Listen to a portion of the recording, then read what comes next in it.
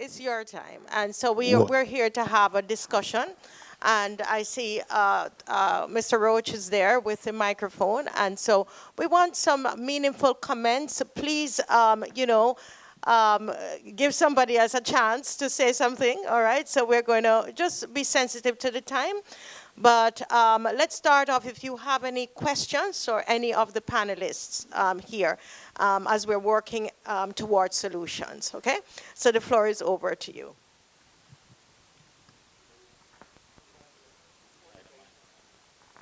Please tell us who you're directing the question to. If you'd like to say first to the main speaker, I also studied at London Metropolitan University. I've got my BSc in Sociology, my MSc in Political Violence and Organisation. And I think so what you've done at the university, really proud of that with your lovely speech. It's fantastic. And as Afia, I agree. Cultural normal values are desperately needed in any country. I feel that even the British normal values are running out with so much culture in the country. And I think it's very important that we keep the value norms accustomed, and we have those things that are accustomed to our country, actual aspects and concepts which make up the country's inhabitants, to make it very important that we keep it going and we keep the stimulus of the country going that way. It's very important. Thank you, but my question is to Wendy. Wendy, a lovely speech. I really enjoyed it. You mentioned the Windrush. I'm discussing as a British person, this is my question, I'm discussing as a British person when they had stickers in the windows during Windrush saying no dogs, no blacks, no white gypsy white travellers. As a Briton, I'm disgusted about the way we're so racist as a nation. Do you think really seriously that the youth of today, the youth of Barbados today and the youth of British people as well today have come to terms with Barbados people a bit more accustomed to making us have a diverse and cultural and responsive and acceptable behaviour towards Barbados people? Okay. Thank you so much. Thank you. Okay. I think what I would say is some of the younger people obviously coming up, they've grown up in a really diverse environment. You know, the schools that might have been traditionally quite white are now a range of colours in their schools that they've grown up in and the colleges. And I think that as the young people are growing up, I think they're very open to the culture, they're open to the food, they're open to the music, the forms of dancing, and the language, because obviously the inflections in their own British language when they're walking around and saying wagwan and they're saying, yeah, what's up, bruv, you know, they're using all of that in their day-to-day, but I think the issue starts to come when they go into the workplaces and there are those microaggressions that, you know, maybe those managers have been doing for decades, and I think that, you know, as the employment opportunities get harder, I think that that's when racism kind of starts to creep in and take a hold, because it's like, well, actually, I'm not getting the opportunities that I need in the country that I was born in, but this person over here is getting an opportunity and they don't look like me, you know? And I think that as you grow older, life starts to knock you about a lot, and you start to try and understand the reasons as to why, and race plays into it.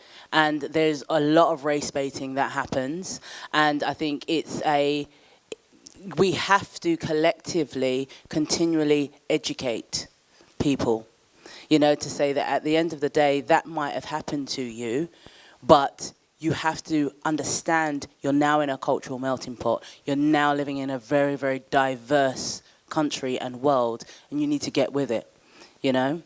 So. Thank you, Wendy. Thank you so much. Yes, ma'am? Hi, this is Ricardo.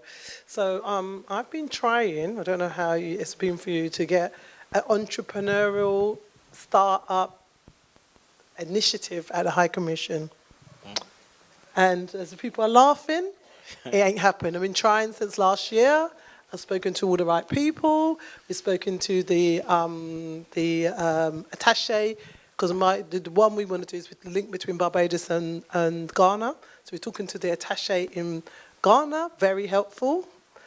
So we want to connect, you know, entrepreneurs and startups in Ghana and Barbados and see them linked. So we've started something already because we couldn't wait for the High Commission no longer. We really want to empower, because what I've seen, because I go to Barbados, I go to AgriFest, I am talking to government officials over there. There's a lot of things available for businesses, but they don't tell no one. So I want to find for you, have you tried, because I've given up now because we're just going to get on and do it. But we really want, what I've seen, my mum's from St. Andrew, is that the young people are just leaving in droves because there's nothing there to support them if they even wanted to start a business. So I just want to find out from you, one, if you want to join up with us, but two, have you tried yourself to do something with like official? Because I think it makes a difference when you go through the High Commission. Okay, to that, I think that we just have to keep trying. But what I will say is that I feel that the network is not there in terms of the Barbadian ecosystem, and I'm hoping you will come in a second to that.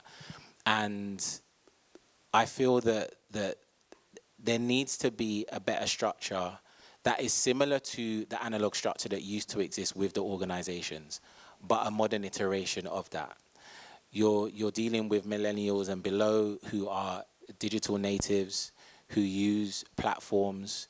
My assumption is that, Wendy, when you're promoting your events, you're using that ecosystem, not necessarily like back in the day when we were folding A4 letters for 5 weeks for dad and whoever else and sending them out in envelopes.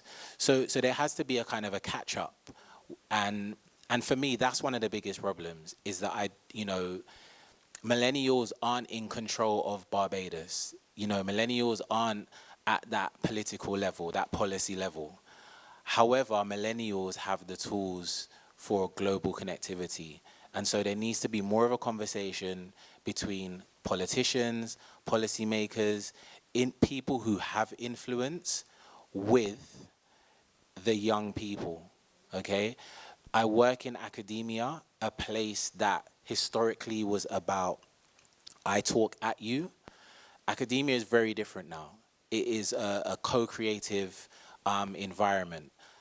My sessions can change just based on what my students say.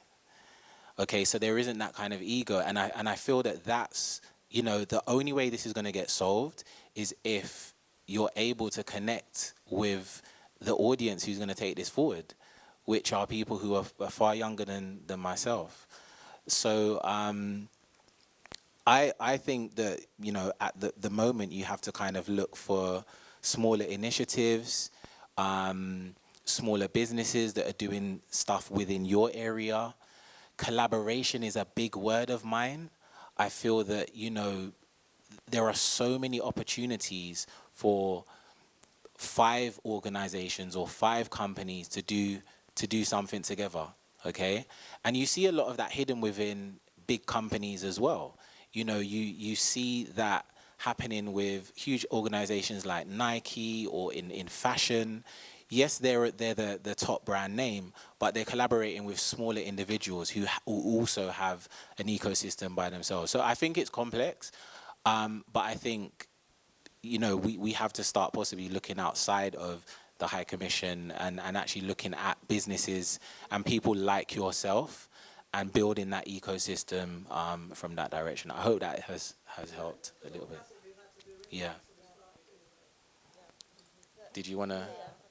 There are a lot of, not a lot, there are a few initiatives happening. I don't know if the one of them still running. It's called TMWS. It was a hub space for small businesses, and they were a business accelerator. But there's also, I've been to so many different events in Barbados that I can't remember, but I had to really dig for it. I had to really search for it. Because even my friends who live out there, and I invite them out, they're like, how did you know about this? I'm like, I just really dig and dive. But there are, I can't remember the names, so I'm not going to even try to embarrass myself, but I will, when I find them, I will send them to you, and they do help. They do a lot of, there are a couple of accelerators, and they do entrepreneurship, they give funding, and they help to find seed money as well.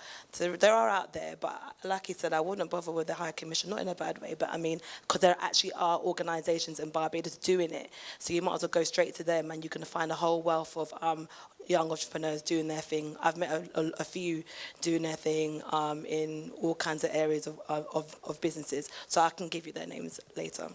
Excellent, excellent. Yes, Wendy, you have a comment on that?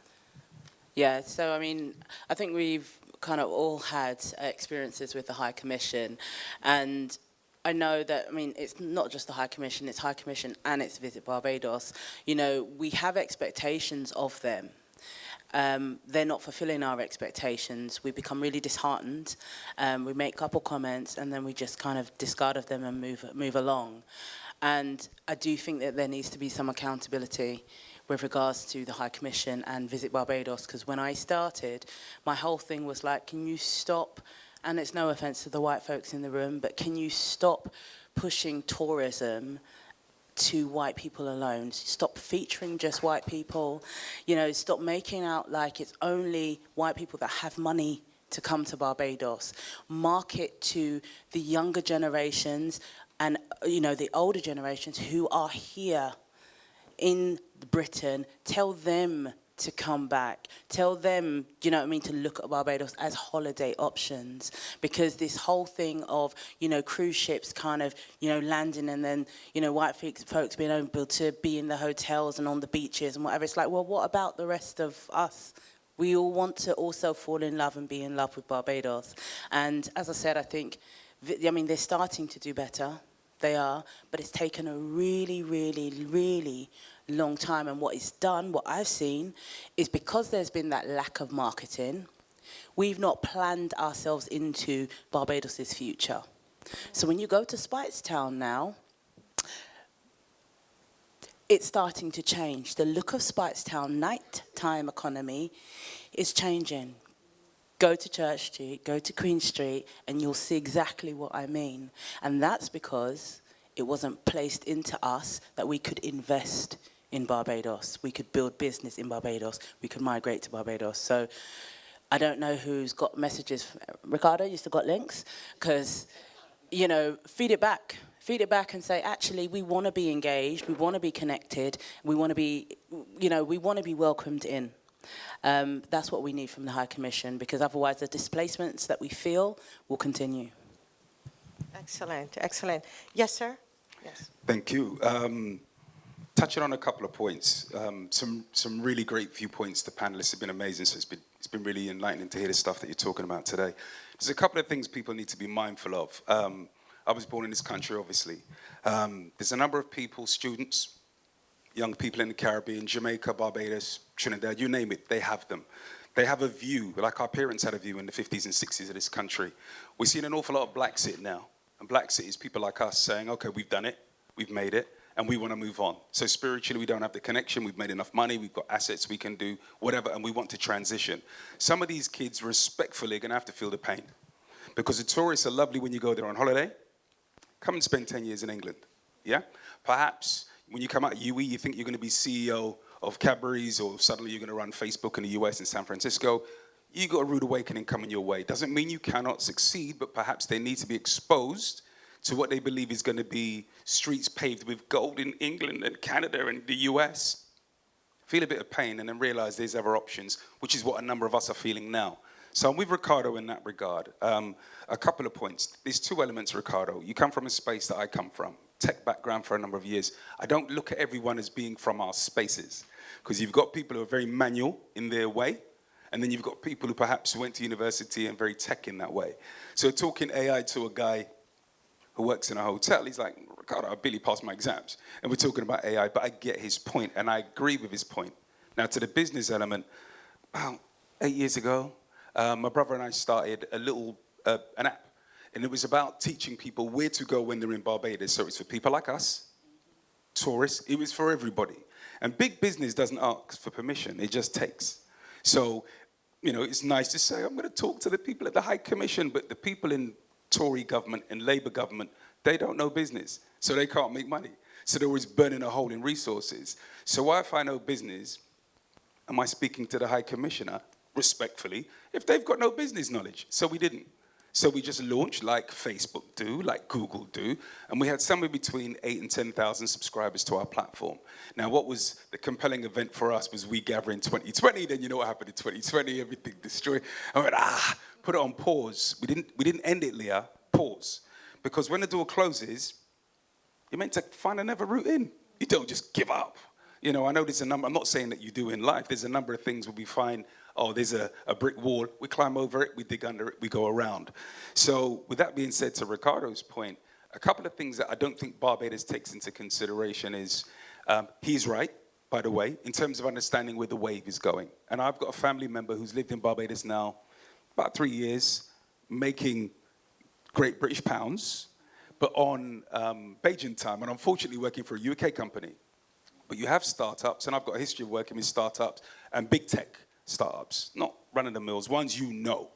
And Barbados is, all right, dude, cool now. So Barbados is an hour difference from East Coast. So if you're a US startup, that's an hour difference. So Barbados has got a lot of pompous, intelligent, we know everything, half of the accent sounds American as it is. So the outsourcing of Joe Blogs to be customer service is easy. He's got to get up an hour earlier, or he starts at 8 as opposed to 9. So the East Coast works for him, right? And I think that level of engagement, because you touched on something, leads a number of us who speak, perhaps as recruitment consultants, on that behalf for people. Because I don't know if government can do it, because a lot of the time they don't know the conversations to have. There's at least 500 startups minimum coming out of Silicon Valley per year. We could be engaging with them and saying we've got great customer service people, and we've got great X, and we've got great Y, and we can make a connection between the likes of UE. So essentially, they can be on a learning program where we can go backwards and forwards and they can understand. But once they've done that, a couple of things to take into consideration. One of them is health, because Wendy spoke about dad and dad not being too good. It is a struggle to get some people, and Leah called them older people, right? So I don't know what you call them, over 45. Yeah? And you say to them, go over to Barbados and go and have your baby. And now we know there's about 260,000 people there, so they were safely born, right? But then you turn around and say, well, what if you got an itch on your knee? Or what if you need an MRI? Or what if you get diagnosed with, you think you might have a breast cancer issue? They're thinking, do I want to be here for health?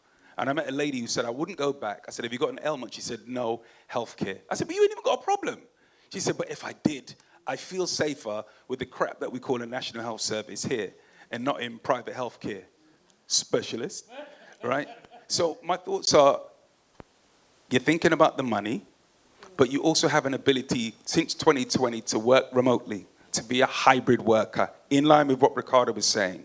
So there needs to be more conversation about that, not from government, from those who know, from specialists who know, and leveraging with those companies. I think, to your point, the numbers that you researched were brilliant, and they were just top level, and I think those are realistic. Some taxation challenges, maybe, you know, and also on the business front, Facebook doesn't have a UK-based entity. You do what we do with it. You build, my HQ is based in the UK, yeah, but I have a satellite office in Barbados, and you alleviate taxes. We've always done that.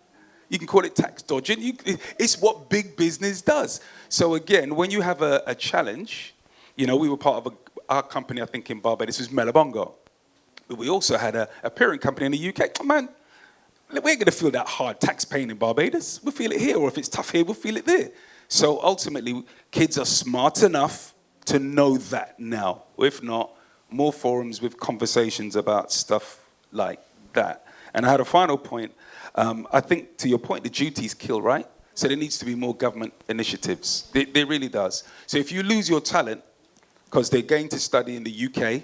I knew a guy, he studied in, his name is Terence Sobers, he's an architect, and he's my age group. And he came and he studied in Leeds way back when, but he's gone back to Barbados, he's a top architect there.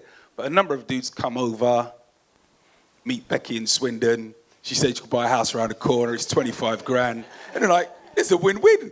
And then they learn a little bit about the UK, next thing you know, he's all in Switzerland, Poland. I'm like, are they winning though? Everyone's here, right? We're in London, but are you winning? Have you gone to see Hamilton or bought tickets? Or are we just surviving in the UK and Canada? So again, it needs to be incentives to make you to stay. Let me know my healthcare is good. Let me know my money is good. And also, if they studied, it sounds a bit weird, but one that's I pulled out of my rear end, Ricardo. But say, for example, giving them relief in terms of property buying. Because you know they're trying to pay off student loans, right? So if they had 5-year relief, if for example, instead of a 35, you gave them a 40, or instead of a 30, you gave them a 35, because you know they're struggling to pay off their student loan first, but you don't want them by the time they're ready to buy a house for the house price in Barbados now to have gone to there. So it helps them invest there and stay there. If you've got, you know, a property to live in, then potentially you're going to do it. Then the rest kind of works itself out. So just an idea of some, I just think a lot of fact finding needs to be done, a lot of connecting, but I think we're on the way. So good, so good. And listen, you know, yeah, I think we should give that a clap. One thing I would say, you know, even all of your insights and all of your expertise and your knowledge, you know, it's about creating a hub for this for ourselves. And to kind of hear you as a Barbadian, Wendy, Leah, you know, loads of us in here, there needs to be an ecosystem that we can go to. Okay, yes, there are other yous out there within other cultures and communities, etc. But ultimately, we're talking about how can I energize myself as a black British Barbadian, or a, you know, and to be fair, some of the young ones might start losing that Barbadian off of it, you know, just as a black British person with Barbadian heritage and parentage. But I do feel that, this is why I said at the start of my speech that I feel we have done this. You know, those of us who are old enough saw how this entire country used to move en masse all of the time. You know, it wasn't these kind of tiny pockets, but we need to kind of leverage new technology and also make that part of our language. You know, I know that luckily, irrespective of the pathways that my parents took, they were so supportive of me wanting to do art and design, which wasn't necessarily a subject matter that would have been at the top of most parents' conversations. You know, everyone's a doctor or in finance, or and no disrespect to those areas, but as I have moved on in my career and as I have moved into academia, there are a lot of these big jobs that I call facilitation jobs. They are jobs that help an economy tick over. No one in this room can function without design. No one. You got here using road signs, your sat nav, everyone's got a digital smartphone. Visual communication and design and the arts are so integral to the way that we function, to the way that we are manipulated, to the way that community agreement, so semiotic language, is formed. We have to shift from what we think as global north and as minoritized communities to understanding that some of the subject areas that have been put in front of us as the most important ones have only been put there to facilitate other groups. I see very few, I am one, well, maybe two now. Two black academics in the School of Art, Architecture and Design. Whenever I see students who look like me, they're just shocked. They most really want me to pull out my card to prove that I am actually an academic. And I... No. Thank you. And I'm sorry I'm taking up time here, but I feel like I'm a minority in my subject area and I just want to kind of get this out. And I always talk about London Metropolitan is split over two campuses. We have an Aldgate campus, which is where the School of Art, Architecture and Design is, and we have North Campus, Old North London University, so social sciences, business, etc. And I always say that our campus is Europe, North Campus is the Caribbean and Africa. And it's literally, you go up there, you see us. You come to my campus, we're nowhere. But I know the power of my subject area. I know the power of design. And it is how we function. It is, you know, I teach modules called design persuasion. I mean, it's literally there, design persuasion. And so we need to reimagine ourselves and understand that, you know, that there's so much that we already have that we don't actually kind of need external individuals. We don't need to kind of buy into certain kind of tropes. I love seeing like, you know, the Caribbean Music Festival and things like that. You know, why do we buy into the Grammys, or why do we buy into the Oscars, etc. You know, again, these are all, it's all messaging, it's all design. And so we have to kind of get out of that pocket and actually start, you know, like I said, just looking at the young people. They are the ones who are communicating in such an organic and intuitive way. And it's semi-foreign to me, very foreign to my parents, but to them, we are totally out of touch, you know. And so, you know, I'll just keep saying it. You know, we have to kind of, the information is already there, you know, the connecting the dots is just the part that we actually have to do. But I loved your comments, so thank you. Thank you so much. I want to ask Afia, he spoke about health. Do you find that that is an issue for millennials in thinking about going back, or is it just for the seniors? Massively, massively. Do you know, the other day, my friend rang me, this is a true story, at the moment there's a scabies outbreak at the hospital in Barbados. Yeah, a scabies outbreak at the hospital. She was saying to me, and a couple of people were telling me, that they're really concerned about the level of healthcare in Barbados and how much it's declined, and there's no money being put in. And actually, when I was last in Barbados, I went to go visit somebody on the ward, and I was horrified. I thought, it's people really coming here to get better. So actually, healthcare is a massive issue, especially when you have to pay for everything. So when I go to the doctor there, and they go, oh, I think you need a scan for that. That's going to be an extra $250. You're like, oh, hold on a minute. Let me go back to London. I can get that for free. But I'm lucky I can do that. But if you're in a situation where you can't afford to have that level of healthcare, that's a problem. So it's nice. I mean, I work for good money. I can probably afford to do that. But I'm not going to leave. And I know I've got lots of investigations to do for my body, especially as a woman living in England, having the food. A lot of women have hormonal problems at this moment of time. You're not going to want to go and leave where you have the support, which you said, I agree with you, it's not that great. I still have to pay when I'm here, but I'm going to have to pay even more when I'm out there. That's a major issue, especially if you have medication as an older person. You have to keep paying for that medication. My granddad's partner wanted to move to Barbados, but she can't afford to because she said the cost of her medication would just be way too much. You know, not everyone can afford to spend $750 on medication every time. So I think that's a major concern for young and old, depending on what your ailments are. So I think that is something that we have to consider. And I'm lucky. I hear that word privilege, but in this sense, I am, because I can come back and get that help and support and tell my doctor, write me a 6-month prescription. I'm coming back in 6 months. Give me some more. But if you don't have that, what do you do?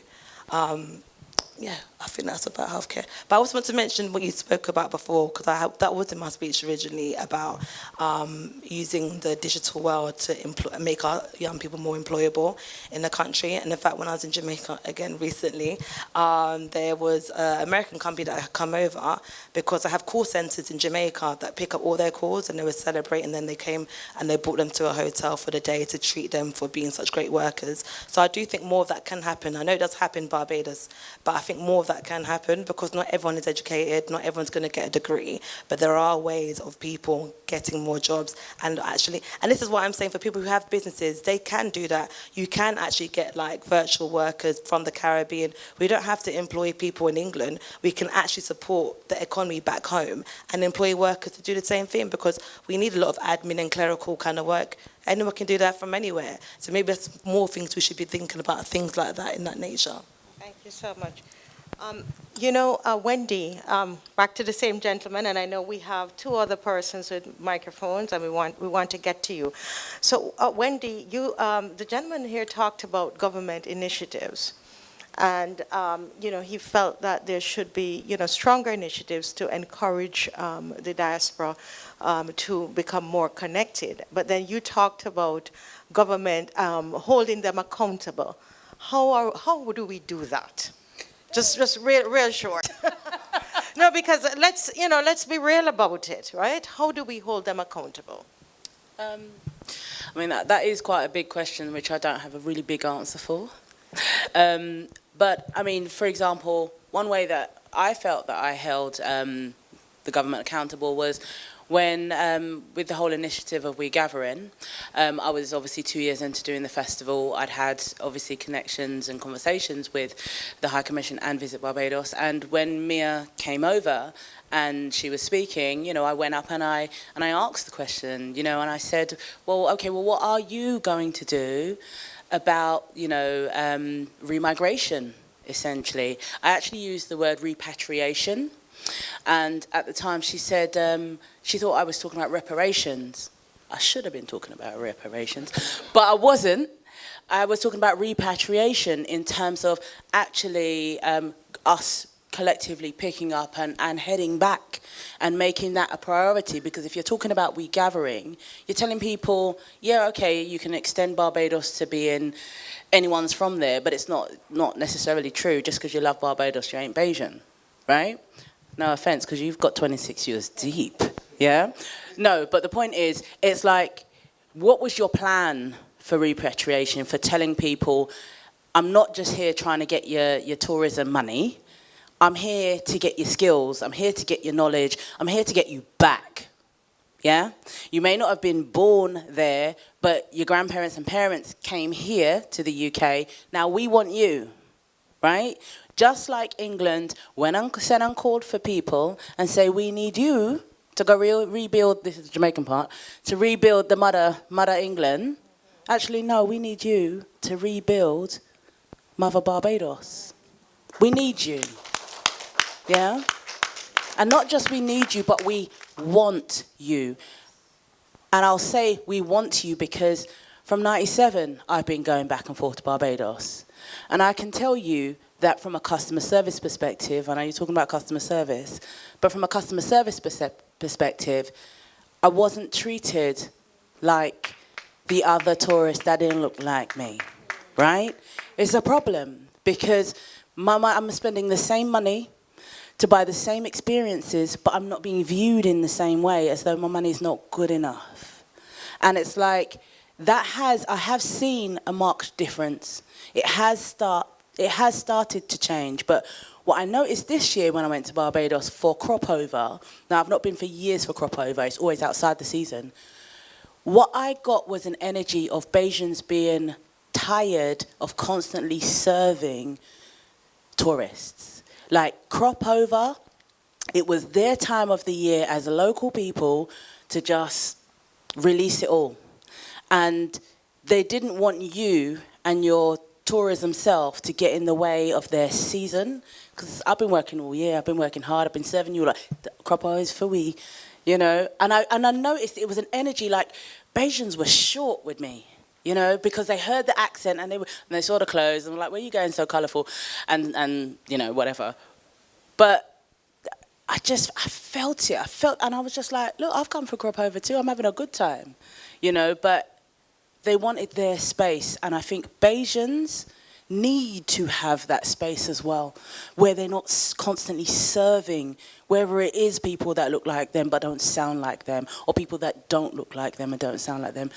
We have to understand that it has to be more than tourism. It has to be more than service. We are not here just for labour, whether that is here in England or there in the Caribbean. We can be so much more. We can be the brains. We can be the future, but we have to plan it in. And just to come, I'm not going to take up the rest of your time, but just to come into the design element of it, we need some strategists to design what Barbados 2050, 2100 should look like. Because the system of oppression that has existed and how Barbados came to be in the first place, in terms of, you know, that place of enslavement, it was for the now. So we're always constantly trying to hold on to the past and then just hold on to the future. But when you're constantly in fight or flight mode, you can't plan for the future. You can't think 50 years ahead, what do I want my grandchildren to be doing? Because you're just trying to survive now. And that's when I talk about the cost of living and those kind of things. You're so focused on just trying to keep the bread, you know, from going stale, or actually to be able to buy the bread. You ain't got time to be thinking about what's going on over there and down the road there. But what I also am seeing is I'm seeing some of the younger artists. Like when I went to Barbados this year, I was so impressed by the musical output of the artists. They didn't need people from Trinidad to celebrate Crop Over. We have the artists. And it was so enjoyable to just watch Bajans being Bajans, and then to see artists like Mo, the Chief, take that. 1 minute, one more minute, 1 minute. But, you know, they're using the power of social media, and Bruce Almighty, Mo the Chief, Walks, they all got together and decided they were going to do their own tour. Because they have access to social media, they have access to these audiences, and they took it upon themselves. They weren't waiting for no government money. They weren't waiting for no Visit Barbados to take them on a tour. You understand? You know, because obviously they're busy with Lil Rick and they're busy with, you know what I mean? No, we're doing it for ourselves, and now they're coming here to the UK. That's the power of technology, you know? Even when they said to tell Mo, listen, we don't want you to do your most popular tune for the year. Do Cinderella. It's like, no one wants to hear Cinderella. They want to hear Pete Back. Yeah? You're laughing, huh? But it's true. It's like we are constantly stemming our younger people from expressing themselves when what we should be saying is, okay, your most popular tune is Pete Back. Now do a clean version.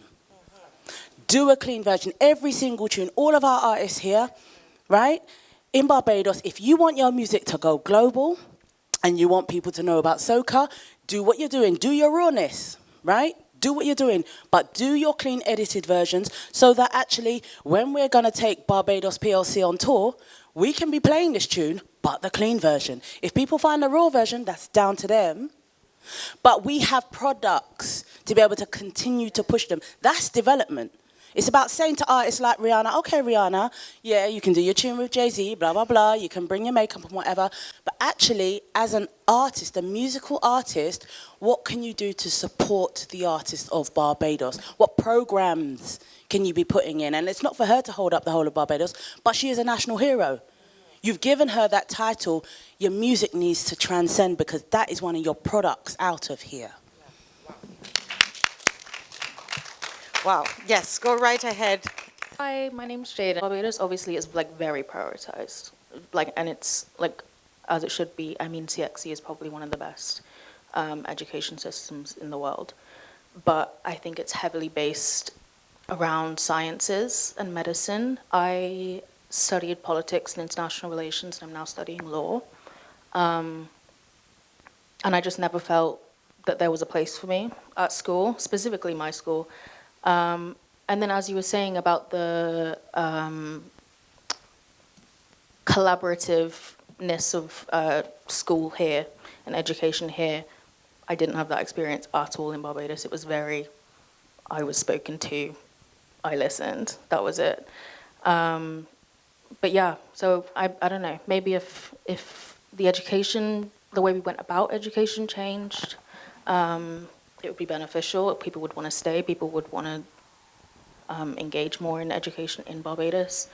I know that there is that collaborative kind of experience in education, but it's mainly within private schools, especially in secondary school. I know that's the case because I have a lot of international friends who went to those schools.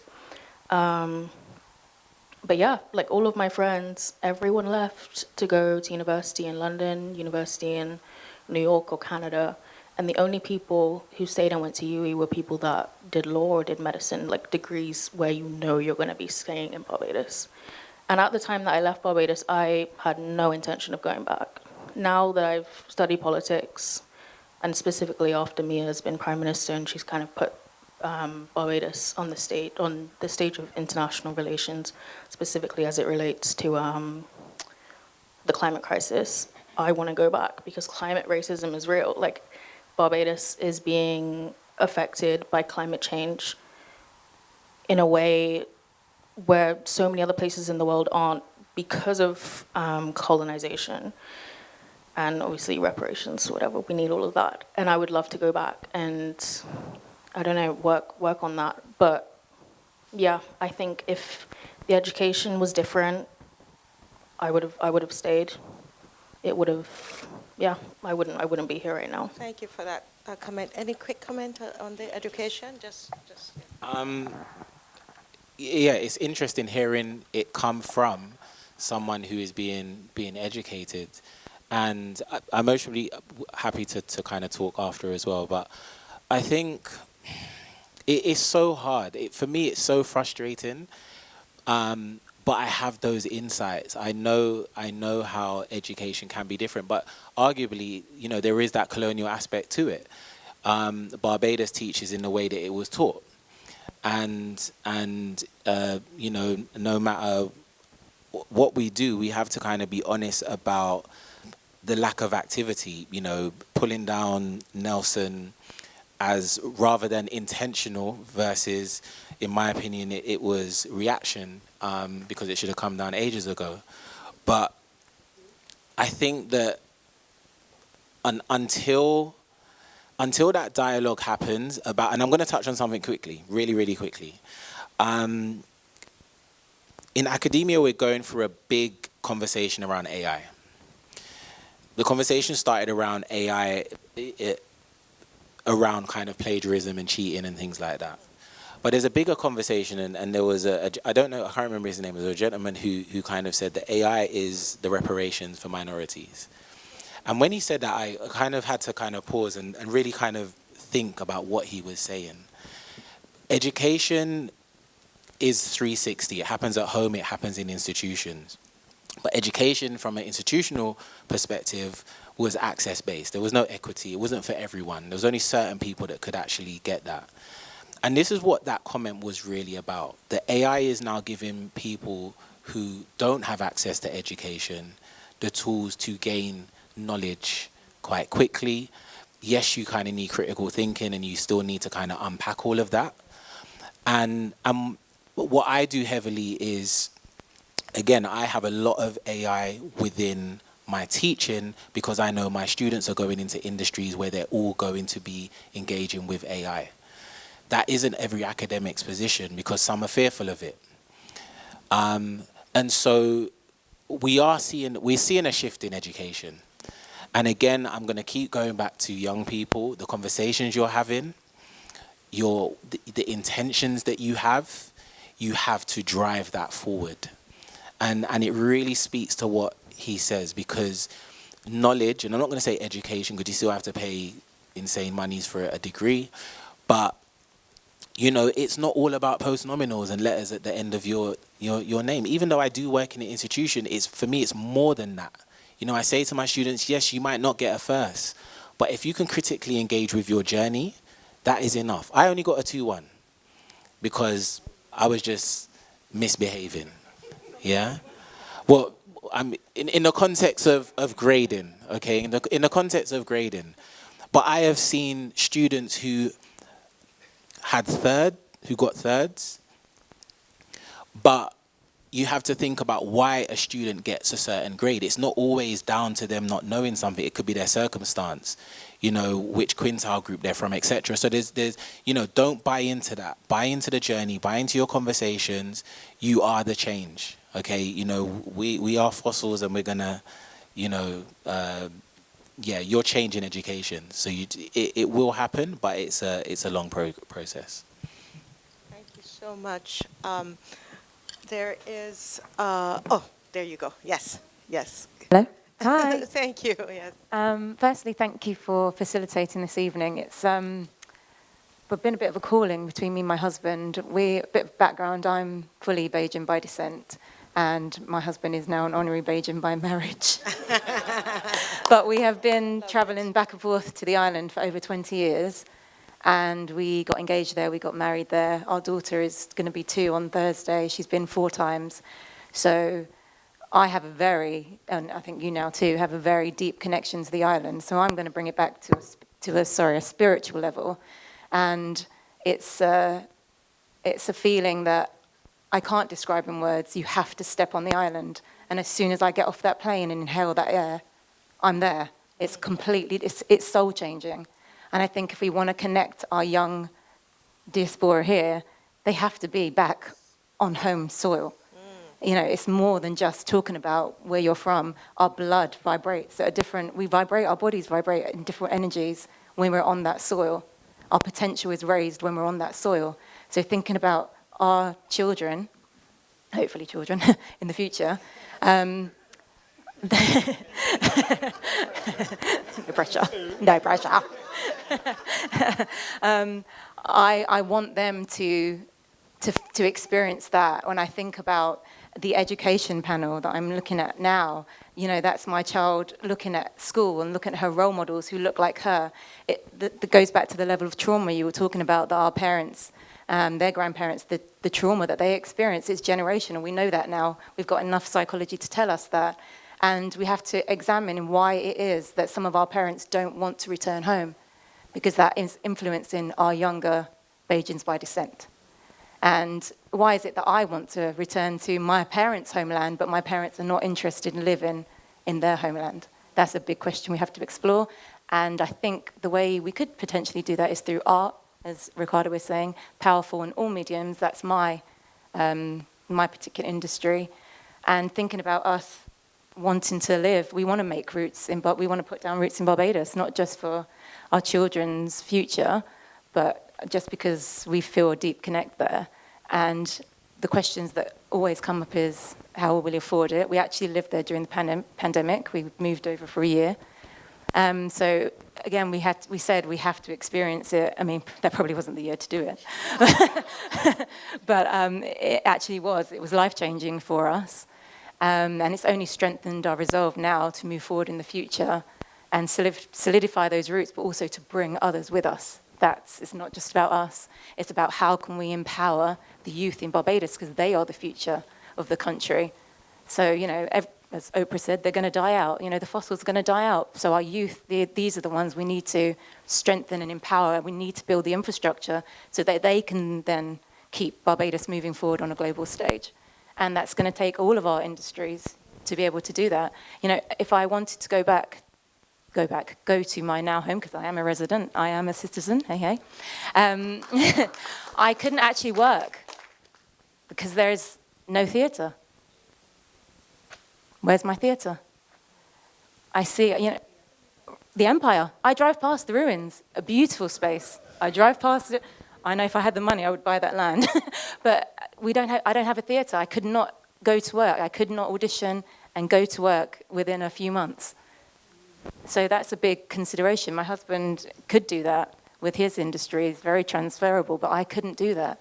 So, when we're talking about healthcare, my aunt is now in the hospital currently. There was no bed linen. We sent money for my aunt to go and purchase materials for pillowcases, for bed linen. There were no chairs next to the beds. So these are big, big issues. I've had amazing care in the NHS here. It has its issues. Of course it has its issues. But when I think about the older generation in Barbados suffering and what they went through, what their generation went through, how is that fair? I'm talking about doing a fundraiser. Instead of thinking about how we're going to facilitate our move, I'm thinking about doing a fundraiser to raise money so they can afford bed linen on their wards. That's a big issue for our younger people, thinking they're going to see that and they're going to be like, oh, I'm not moving there. We have to deal with those ground root problems now, because it's not attractive. It's not attractive and it's not safe, and it's not fair. Wow. So, yeah, they're big issues that I think we need to address. Oh, my goodness. I tell you, I'm looking at the clock there. But we could go on the entire night just on health. But let's move to this young brother there. And, yes. Hi, good night. Thanks to all the panelists who gave some pretty good insights. I think one of the key issues for me would have been ownership and what the younger people see their future as having as a stake in Barbados. One of the recurring themes I heard was tourism. From an infrastructural standpoint, I found that most of that has always been geared towards tourism. So for a younger person growing up, they're seeing all these new buildings geared towards a certain sector, a certain industry. So subconsciously, it points towards that fact that that is your only future. And I think it has somewhat subjectively told us that we're meant and positioned for that level of servitude throughout. I mean, yes, it continues to be our main foreign exchange earner, and which is good. But however, I mean, we've had this recurring talk about, diversifying, expanding. I've seen very little happen, to be honest, and the future doesn't look very promising from that standpoint. Housing is another thing as well, I think, which would prompt mass exodus coming out. It's extremely difficult. The waiting lists are long. Application lists, you have to qualify, and for many of them who actually have a decent salary or whatnot, they still struggle to qualify for housing. So I think these are some of the major issues I see. You mentioned about Spikestone, but I would also like to point out Bridgetown. I visited Bridgetown a couple months back, and I was extremely disappointed at what I saw. It looks like a shadow of itself. A lot of the main stores and store owners have left. And I understand that from a developmental standpoint. We're hearing plans for a totally different approach to what some of the buildings that we're going to see going up in the next few years, which I guess you could say points towards tourism again. But these are some of the things that when you look on the horizon that you see. I think traditionally we've also been very slow to change from a technological standpoint as well, and to our detriment as well too. I think about 10 years ago, I remember hearing there was a startup. They were trying to gain support to facilitate the transport sector. It was a pretty good idea. I thought it was, excellent one, similar to what we have here. But they've struggled to gain the buy-in because people just didn't want to accept it or see it for what it could do. I think from a financial standpoint, it was also very challenging. So I think those are some of the key challenges that I see going forward. And I think if we are to have a better engagement, then there needs to be a more structured approach. We're going to have to challenge the infrastructural standpoint from a very head-on approach. It could be controversial at times. I mean, I don't want to sound too political, but I mean, we've had governments who have been for certain things, and then in the blink of an eye, they've changed their decision based on the amount of financial investment from certain outside entities to pursue certain projects. So I think those are some of the key elements that we see, and we have to be very cognizant that we are not in a very financially strategic position where we can have a more direct say on how our landscape looks. So those are some of the issues that I've seen growing up. Thanks. Wow, thank you so much. Give me my hand. That's awesome. Wow. Well, we have gone past the time, and we could just keep going. But I'm going to ask each of the panelists to literally take 1 minute. Yes, that same one. 1 minute to just give your final thoughts, tonight on this particular topic, starting with. Thank you very much. You put me under enough pressure today. 1 minute. I think to sum up, for me, I would say keep having the conversations, keep exploring the ways, keep sharing your love of Barbados and what you would like to see for it in the future. Look at Barbados through, yes, the lens of today, but also through the lens of tomorrow. And to, in quick summary, my sister's been wanting to go back and live in Barbados, to take our mum, to live in the same house as my dad. Don't ask me how it's going to work, but because they're getting older. And actually, I've had to coach my sister through changing her mindset of being a part of this academic labour system, because she's a lecturer as well, and saying, actually, go project-based, become a consultant, globalise your income and stop suppressing your own self based on your fear. And we've been working through it in terms of her finding that plan. And I would say for those that do want to go back to Barbados and you're looking at your parents, have the conversation just to say that you don't have to prove anything. You don't have to build the biggest house. You don't have to drive the most fancy car, okay? You just have to go back. And when you go back, people will see, they didn't forget about us, because that's what they think. They think that we've forgotten about them and the home and that we abandoned them. We haven't abandoned you.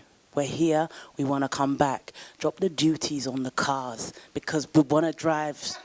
We want to be able to afford to drive a car. Do you understand? Let's get Uber, let's get Bolt, let's get people traveling around the entire country rather than making people stick in Christchurch, live around the whole of Barbados where maybe the land is cheaper. But I need to be able to get home from the fete. If I go tipsy, I want to get home, yeah? Make it viable for me. Thank you very much. This is the next Prime Minister of Barbados. She's excellent. And we're going to go, okay, yeah, ladies first, okay. Just summarize for us. I don't remember what I said, but I'm not going to summarize. But what I would say is there's a lot of things I heard today. Is it on? What I heard today, and I feel that there are a lot of amazing things happening in Barbados, done by individuals and small organisations, and I would like you to all research and get involved. I don't want to hear about anything new. I think we need to strengthen what we have already, because there are a lot of amazing organisations doing things.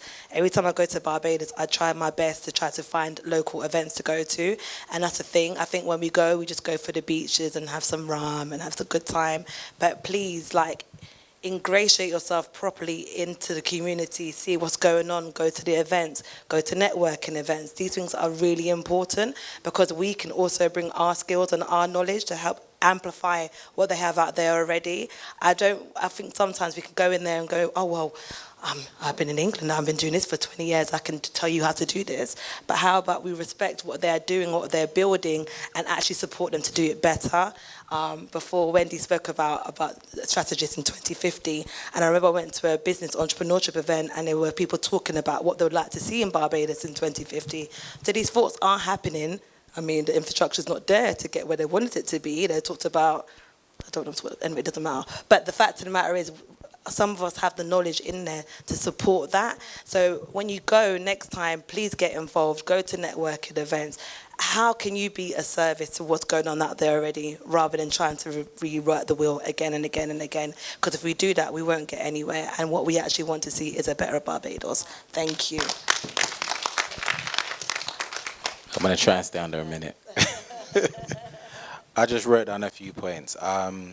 Stay connected to the organizations, definitely. It was a big primer for myself, and I think we need the organizations. I will also talk to the organizations. The organizations need to organize as groups as well, and to not be so disparate. Create and share and be brave.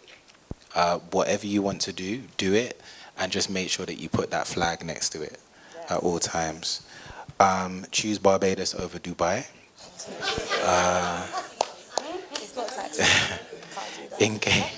Engage with the arts. I resonate with what Laurie said. You know, movement. There's nothing.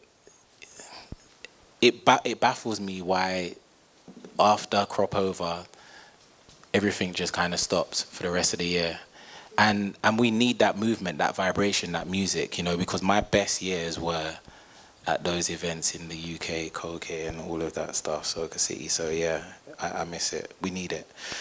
And for health reasons as well. We just need to make time for Barbados. And I'm just gonna finish on one thing. It was one of the things that we spoke about when you told me about this event, and I wish he was here now, you know. Maybe hopefully I'm doing him justice. But my dad used to say that the UK is your hotel and Barbados is your home. And it always has stuck with me. So I think we need to kind of mentally tattoo that in ourselves and really understand the complexities of that. But yeah, Barbados is in us. Wow. Barbados is in us. And that's, I don't need to do a summary. I just want to say that this has been a wonderful evening. And we want to just, this Miss Prime Minister here. Yeah. But no, guys, you have been just really awesome. I know that Tyrone is going to come and give the vote of thanks, but I just want to come in, and can we just give them a hand, please?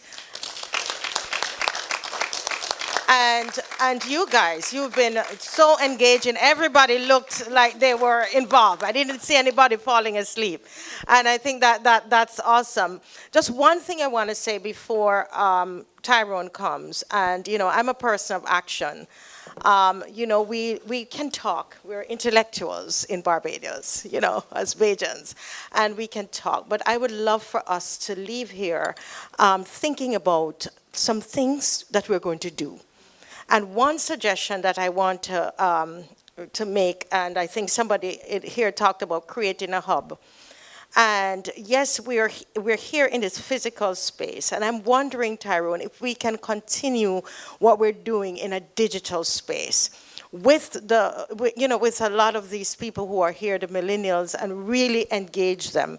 And I'm hoping that someday that we will be able to get some of these people, in the schools in Barbados, doing a school tour or something like that, happening with our young people. Those are my suggestions. Thank you so very, very much for being such an attentive and engaging audience. God bless you. Thank you. Well, I need to follow that. What I would like to say that I was struck by the power of the discussion in this room, and I'm the old fogey in the room, but really, you all taught me quite a lot tonight about how we can engage to Barbados, and that roots to BIM.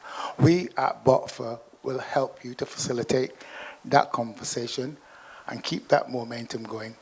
And I think we discuss in committee in about a month's time, we can have another conversation and see how we can, you said a digital hub, but how we can keep you guys together and expand it.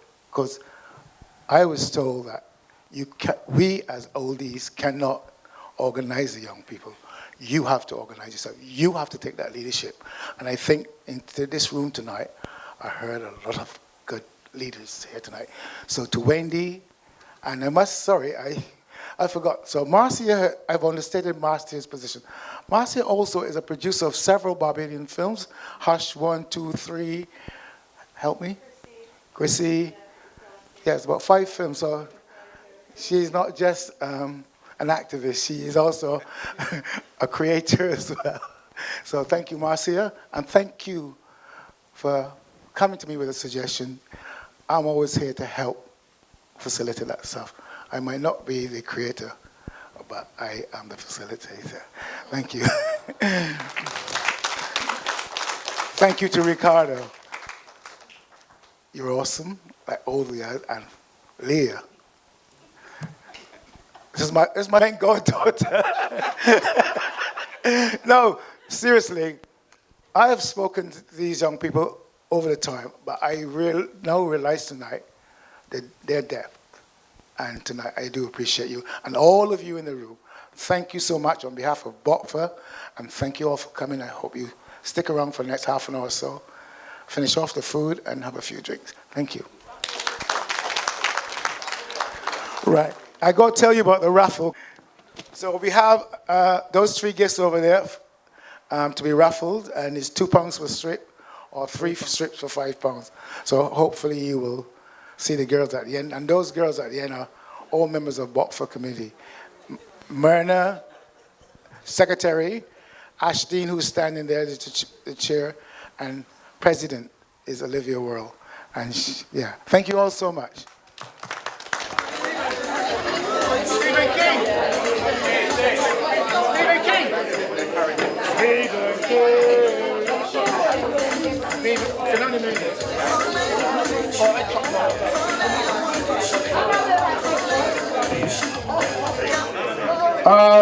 Just a moment. Where's John? We're asking one of the elders of the church just for 2 minutes to say something. Mr. Kunst, a former mayor of Lambeth, and you, I told you, come on. John would just like to say, take 30 seconds. He's a former politician, so he might take 60. No, Hello everyone, it's just to say that on Sunday we are doing, after our traditional church service, we are doing an exhibition in this hall. Also, a lovely historical and Belgian luncheon with added English wine.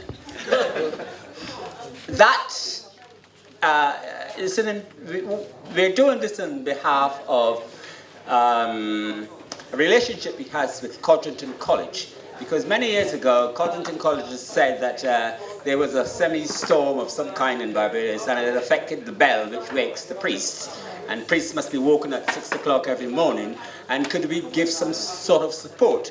So we did some fundraising and had that bell repaired and so forth and so on. Since then, we have managed to keep in touch with Codrington. They send us some students, and we send them students on an annual basis. It was disrupted, obviously, during COVID, but we're getting back on track. And that was done by a Belgian woman she's died, but she heard about it and she came to us and we did what we could in terms of putting together some funding, etc. On Sunday, we are doing a luncheon. It's going to cost £10 for the luncheon. You can attend the church service, which is on Sunday at 10:30. About 11:30, probably about 12:30, we come to this place and we do have a massive luncheon.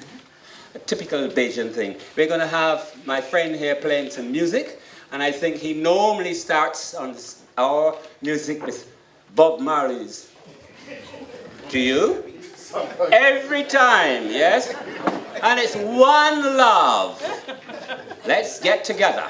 So thank you very much. If you want to come along, you're welcome, but it's going to cost you a tenner for the lunch, not for the service. Thank you very much, yeah? Okay.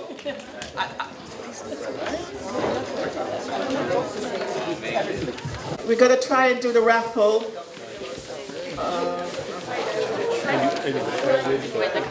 Not bad.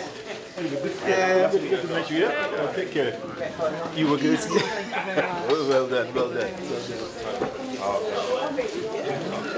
All right, Marcia's going to pick back to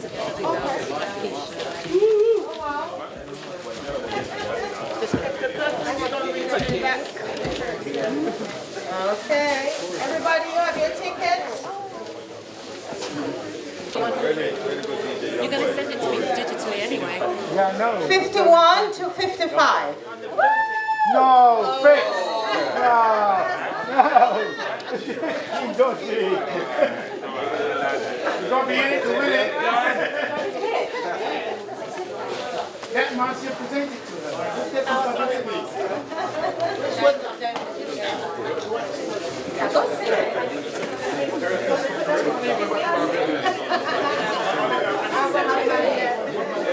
Yes, I don't live here. I really do it.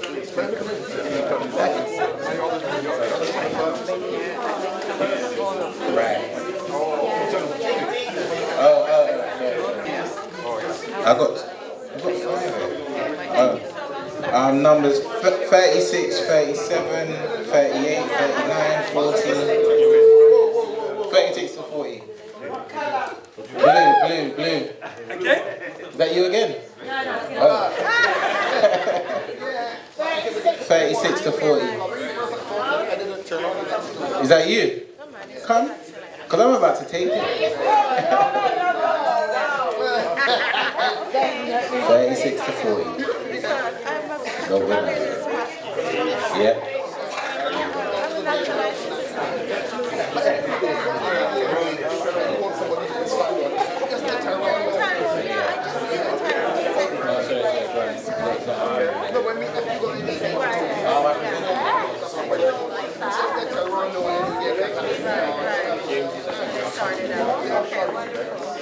Are you serious? Number 116 to 120. Who is it? Really? It's a fix.